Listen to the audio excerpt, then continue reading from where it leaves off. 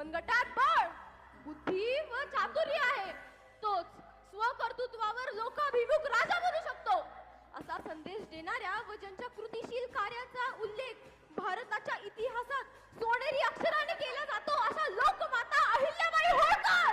अहिल्याबाई होळकर यांचा जन्म 31 मे 1725 रोजी अहिल्यानगर जिल्ह्यातील जामखेड तालुक्यातील चौंडी या छोट्याशा गावात धनगर समाजातील मानकोजी व सुशीलाबाई शिंदे यांच्या पोटी झाला.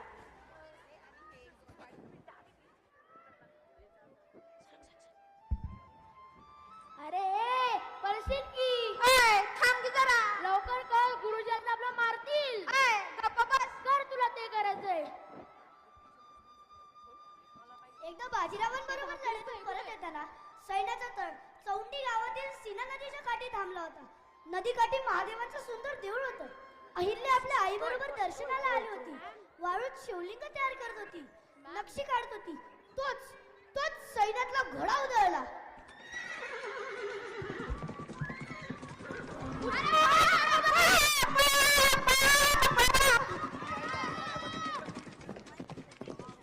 अगं ए अहिल्या, काय करते?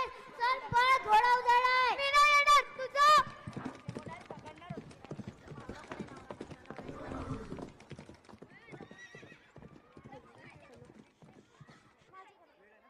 अगं पोरी, इथे काय करतेस?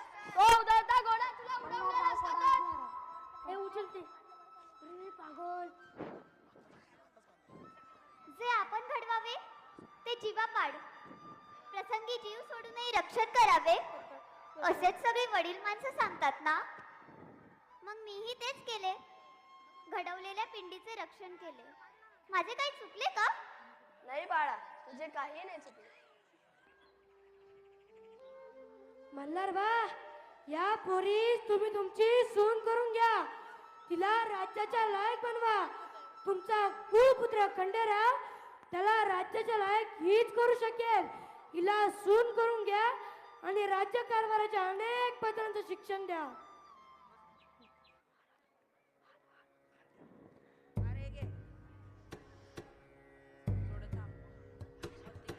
नमामि शमीशान निर्वाण रूपम्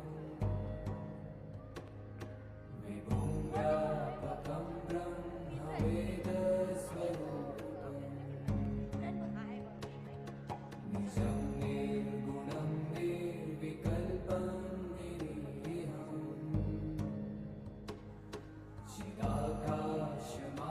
चिदाकाशमाकाशवासं भजेऽहम्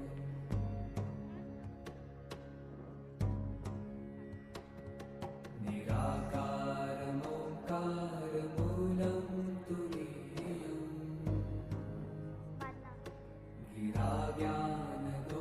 गिराज्ञानदोतीतमीशं गिरीशम् अहिल्याचा विवाह 20 मे 1733 रोजी पुण्यातील खंडेरावांसोबत शनिवारवाडा येथे झाला.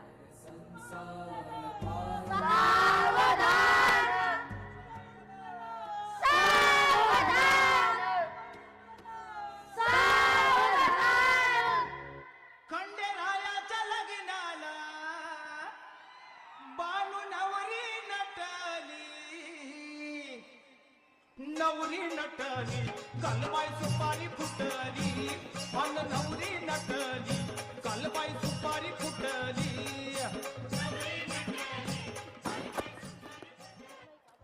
लग्नानंतर लगेचच आपल्या चतुर, शांत व क्षमशाली स्वभावाने अहिल्याबाईंनी कुटुंबातील सर्वांची मने जिंकून घेतली. इतकंच नव्हे तर दूरदृष्टी ठेवून मल्हाररावांनी देखील आपल्या सुनेला पुरुषप्रधान संस्कृतीच्या काळातही गणित, मराठी बोलणे,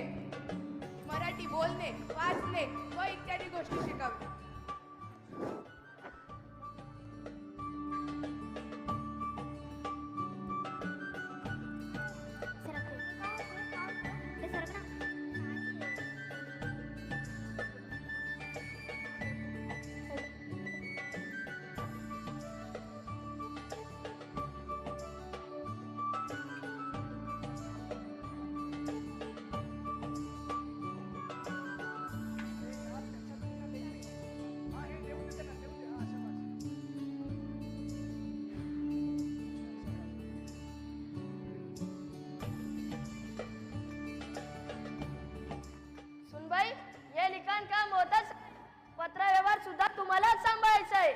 नळू, जशी आपली आज्ञा.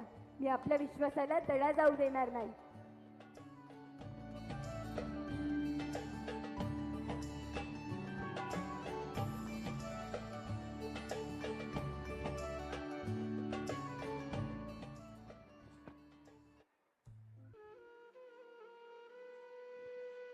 सरकार, यावर्षी खूप कमी पाऊस पडला. डोंगराळ भागात जमीन असल्यामुळे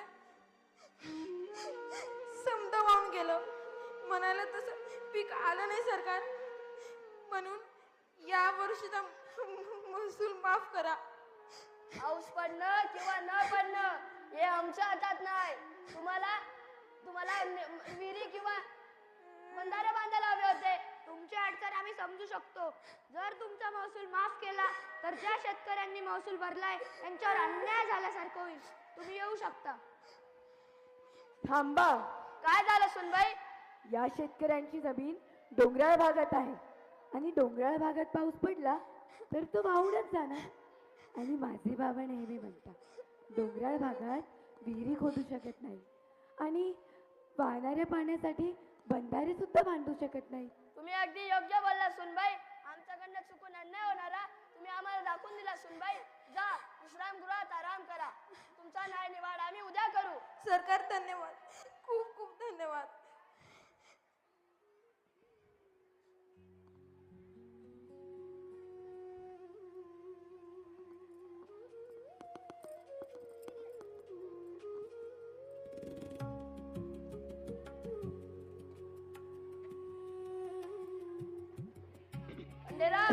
आज आम्ही तुम्हाला प्रथमच रणांगणात घेऊन जाणार आहोत. हो आबासाहेब, आम्ही पण रणांगणात जाण्यासाठी फार उत्सुक आहोत. चला निघूयात. थांबा. विजयाचा टिळा माळी लावून जा.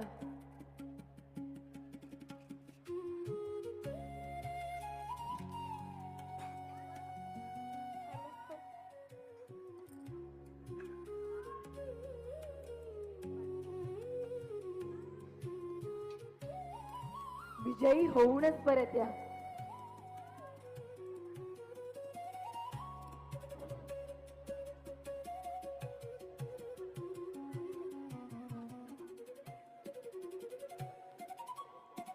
खंडेराव रणांगणात पोहोचताच मोकळ्या पालखीतून आपल्या सैन्याची पाहणी करत असताना तुफानच्या गोळीबारात त्यांचा मृत्यू झाला. इसवी सन 1754 मध्ये कुंभेरीच्या लढाईत अहिल्याचा शूरवीर पती खंडेराव यांना वीर मरण आले.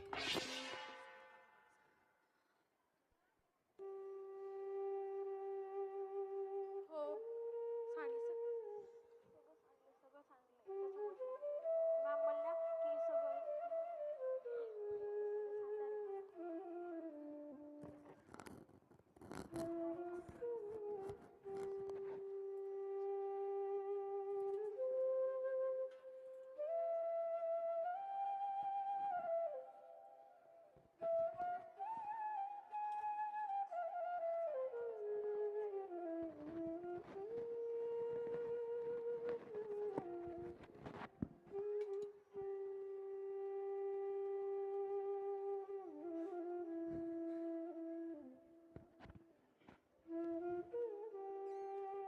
सुनबाई, काने आपल्यावर केलेला घात सण शक्ती पलीकडचा आहे. पण खंडेरायाला वीर मरण आले हे नेहमी लक्षात असू द्या. आता आपण स्वतःला सावरायला हवं सुनबाई.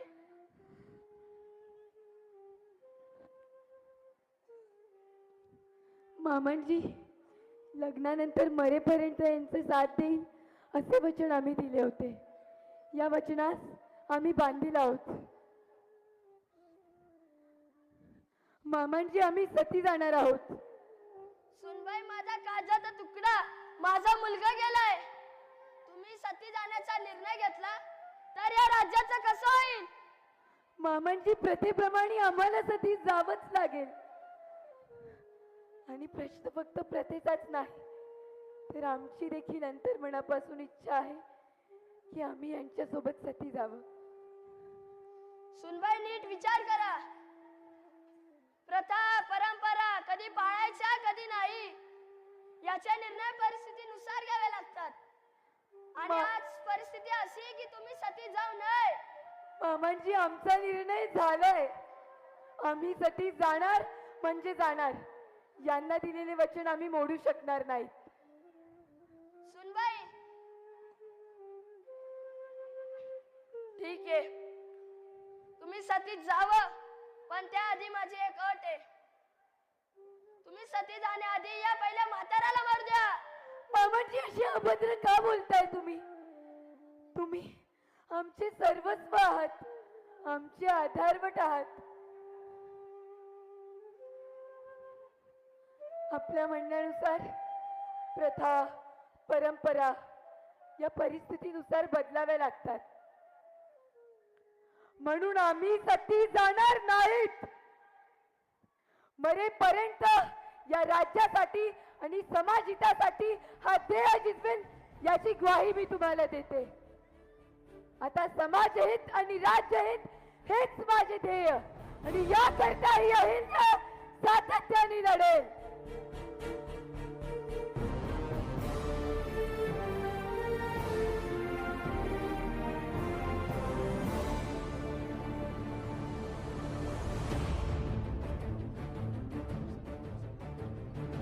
वयाच्या अवघ्या 29व्या वर्षी वैधव्य आले असताना जुन्या रूढी परंपरेनुसार सती जाण्याचे नाकारून त्यांनी पुरोगामित्वाचा परिचय दिला. आपण सती गेलो तर स्वर्ग मिळेल किंवा नाही कोण जाणे, परंतु जगलो तर लाखो प्रजाजनांना सुख देता येईल असा विचार करून अहिल्याबाईंनी प्रजेच्या हितासाठी जगण्याचा निर्णय घेतला व धर्म, रूढी, परंपरा याच्याही पलीकडे जाऊन कर्तव्य महत्वाचे मानून रयतेला कल्याणकारी राज्य दिले.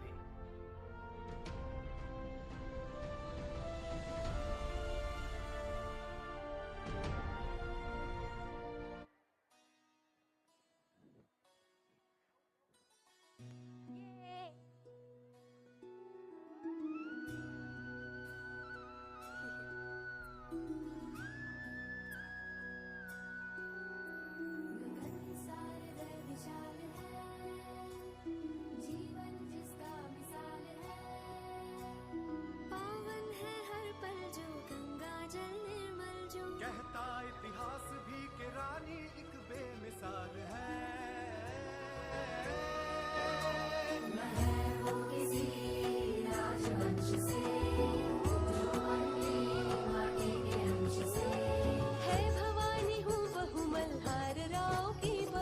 मालवा की भूमि का ये कण कण जिस पे निहाल है.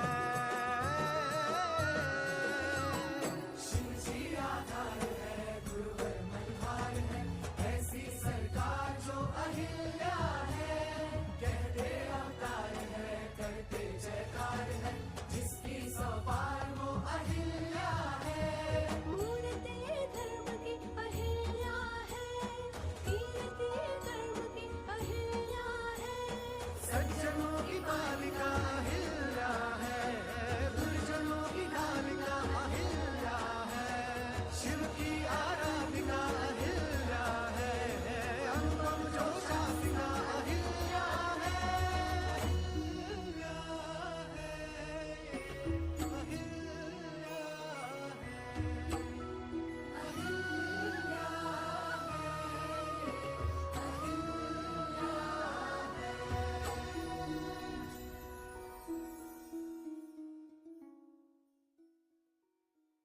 सासरे मल्हाररावांचा मृत्यू 20 मे 1766. मुलगा मालेरावांचा मृत्यू 27 मार्च 1767 मध्ये झाला. अशी एका मागोमाग एक दुःखे येत असतानाही अत्यंत धीराने आपली प्रजा सुखी, समाधानी आणि संपन्न बनवण्यासाठी स्वतःच्या दुःखाचा विचार न करता अहिल्याबाईंनी धर्मनिरपेक्षता, स्वातंत्र्य, बंधुता, समता व न्याय या तत्वाप्रमाणे राज्य केले. परंतु परंतु त्यानंतर पेशवा रघुनाथराव याला होळकरांच्या राज्याचा आणि दौलतीचा लोभ सुटला. त्याने पेशवाईत होळकरांचे राज्य विलीन करण्यासाठी 50,000ची फौज घेऊन इंदोरवर चढाई केली. हे वृत्त तेजस्विनी अहिल्याबाईंना कळताच खचून न जाता त्यांनी रघुनाथरावांना खलिता पाठवला. पेशव्यांना खलिता लिहा म्हणावं, आपण माझे राज्य हिरावून गेल्याचे कपट रचून आलात. आमच्याकडील पितुरास गाठले. मला दुबळी समजला की कुळी.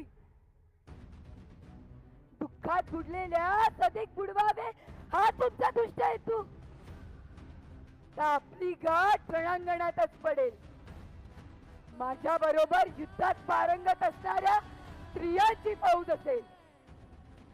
मी हरले तर कीर्ती करून जाईल, पण आपण हरलात तर आपल्याला तोंड दाखवायला जागा उरणार नाही. मी आपला आहे असे समजू नका. मी खांद्यावर भाले घेऊन समोर उभे राहिले तर पेशव्यांना भारी पडेल. वेळ पडली तर हत्तीच्या पायी देऊन तुमचे स्वागत न केले तर होळकरांच्या सुनेचे नाव लावणार नाही.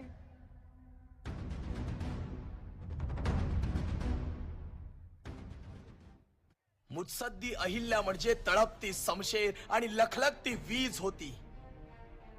त्यांनी आपलं आयुष्य लोक कल्याणकारी कार्यासाठी वेचत असताना प्रदेशाची मर्यादा न घालता संपूर्ण भारतात कार्य केलं. ज्या काळात स्त्रीला चौकटीत बांधलं जात होतं, त्या काळात तिने संपूर्ण भारताला आपलं कर्तृत्व दाखवलं. राज्य चालवलं, न्याय दिला, धर्म जपला आणि सर्वात महत्वाचं म्हणजे माणुसकी जपली. अहिल्याबाई होळकर या नावाने केवळ मावळच नाही, तर काशी, गंगाघाट, मंदिर, धर्मशाळा आणि संपूर्ण भारत तिच्या कार्याने उजळून निघाला. आजही तिचं आयुष्य शिकवतं, परिस्थिती कितीही कठीण असो, जर मनात ध्येय आणि जनतेसाठी प्रेम असेल तर एक स्त्री ही संपूर्ण इतिहास घडवू शकते. अशी ही अहिल्या, जिचं नाव इतिहासात नाही तर लोकांच्या हृदयात कोरलं गेलं.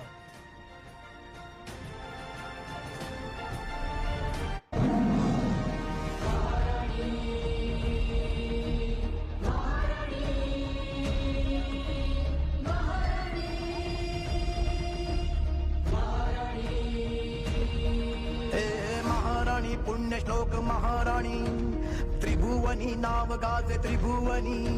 महाराणी पुण्यश्लोक महाराणी त्रिभुवनी नाव गाजे त्रिभुवनी. तिची कीर्ती किती गावी, तिची कीर्ती किती गावी. धन्य धन्य राजमा